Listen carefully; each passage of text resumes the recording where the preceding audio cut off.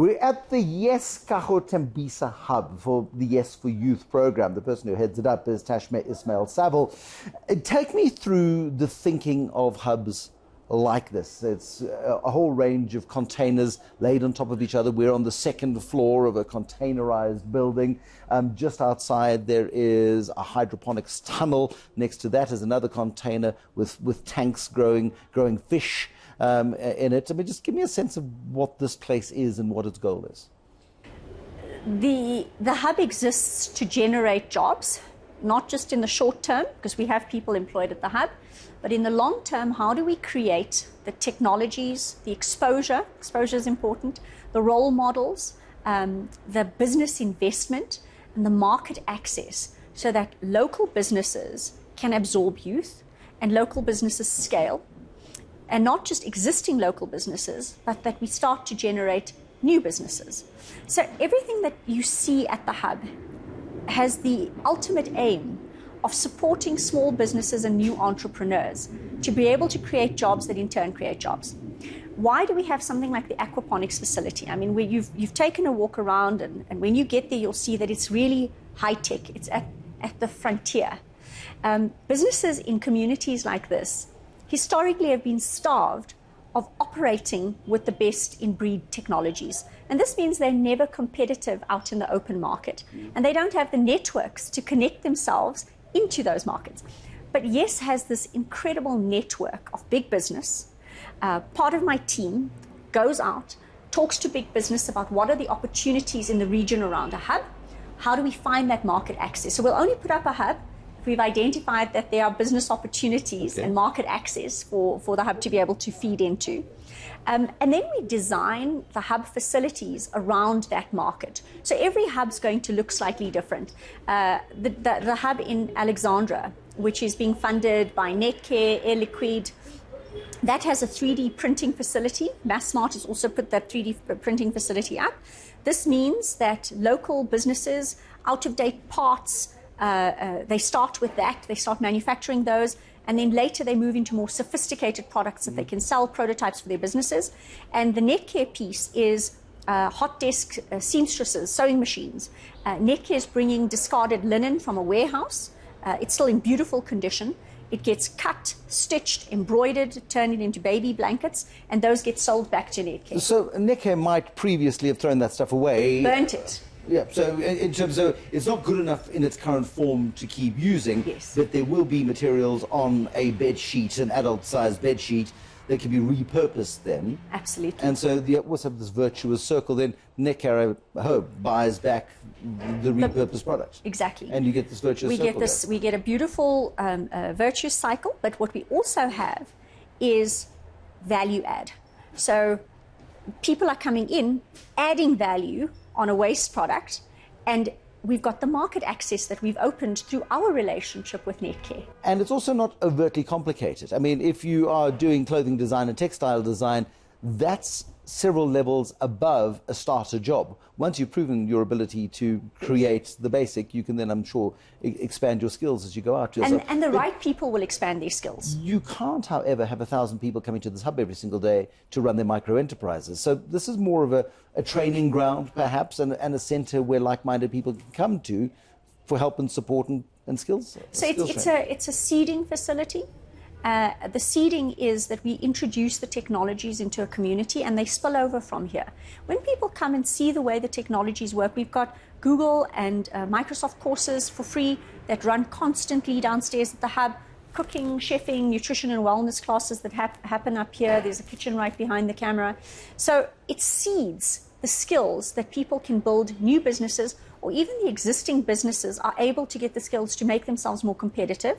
And if we have export, the best way to grow a community and develop a community and raise the standards at which it operates is to export. Now, we're not talking exporting out of country, which is what the macro literature says you should do at country level. But can we use townships as a microcosm of that?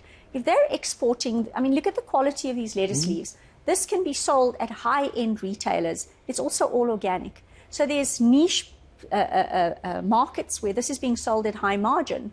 And that changes the entire business here because he's using a higher end technology to be able to produce. How big a reach can you realistically have, though? I mean, if the goal is to create 1 million jobs, and it's not going to happen within the 3 years, this is, at a micro level, very effective. How does this multiply in communities that are so desperate for work? I mean, 7 out of 10 people, you tell me, in this area of Tembisa don't work, not because they don't want to, simply because there are no opportunities available, and it's expensive to go from here to Pretoria. If you want to go and do a job, you're going to devour most of the wage that you might earn in Pretoria to do so, so people stay at home. How does this amplify itself? We're not a panacea or a silver bullet that is going to be able to solve the employment problem for every township in the country. But already we're seeing so much interest in the way this model works, that you bring the knowledge and the Wi-Fi, big deal to bring the Wi-Fi, and the experts that teach local people. The spillover, the technological spillover, is an incredibly powerful effect on a community. It doesn't stop at the borders of this precinct. It spills out into all of the value chains around here. And people are learning. So part of this is also to experiment and show that there are models where you can take BEE funding, you can have an integrated scorecard, you can pool your funding, you can have this cross-pollination of ideas. We've got about 9 corporates invested in this precinct. And so there's a magic effect that happens when their investments start to come together here. We've also de-risked this area for more investment to be able to come in. Explain that. You de-risked this area for more investment.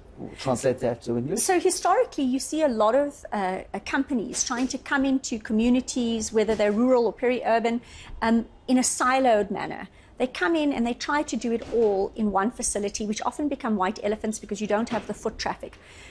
And people have been burnt. And so there's a resistance to the security and the fear of going it alone.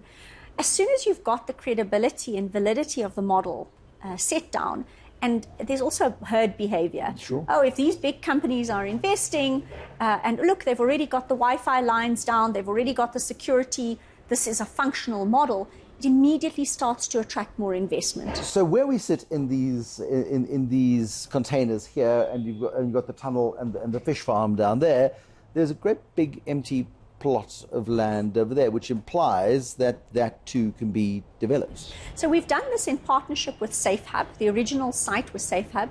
Safe Hub put up beautiful turf, soccer fields, and they do, for all these young people that you noticed aren't in school, have dropped out of school, they have beautiful programs, recreational programs that keep youth active. DBSA, and so those fields will be up soon. DBSA is also following, yes, at a few of these precincts. The Development Bank. The Development Bank of South Africa, CEO Patrick Dlamini.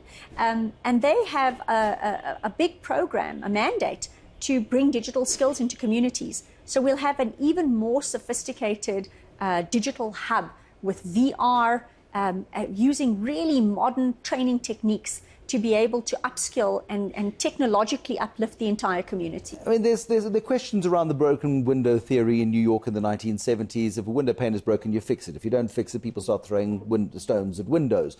The idea being, if you create an environment which is aspirational and positive and hopeful, role models, and you create role models, it has a virtuous effect in communities. Yes. I mean, there is also a theory that you provide decent sporting facilities, you provide activities for kids then are not bored, yes, and can then be more productive and useful members of society. Absolutely. Crime levels in areas like that tend to drop. Yes.